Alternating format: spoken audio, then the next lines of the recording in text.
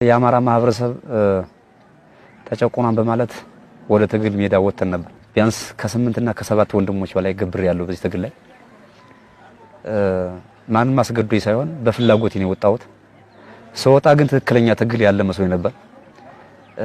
እውነት ያዘለ ትግል መስሎኝ ነበር። ግን ከገባን በኋላ ይሄን ትግል ከጀመርነው በኋላ የአማራ ማህበረሰብ እንኳን ነፃ እናወጣው ቆርጦ በኢኮኖሚ እያደቀቅን በኢኮኖሚ እያዳከምነው ዛም አልፎ ደግሞ በድህነት አረንቋዬ ተዘፍቆ እየታየ ይገኛል ማለት ነው። የአማራ ማህበረሰብ አማራን ሲበድል የነበረው ከዚህ በፊት ሲበድል የነበረው አካል አሁን ደግሞ ያ አካል አማራን አግዛለሁ ከአማራ ጎን ነኝ ብሎ ተሰልፎ እዋጋለሁ የሚል አካል አለ። ግን በጠቅላላ ትግሉ ተሽጧል።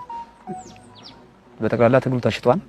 ስለዚህ እኛ ወደዚህ ስንመጣ እጅ ሰተን ሳይሆን ስንወጣም በፍላጎት ነው የወጣ ነው ለመታገል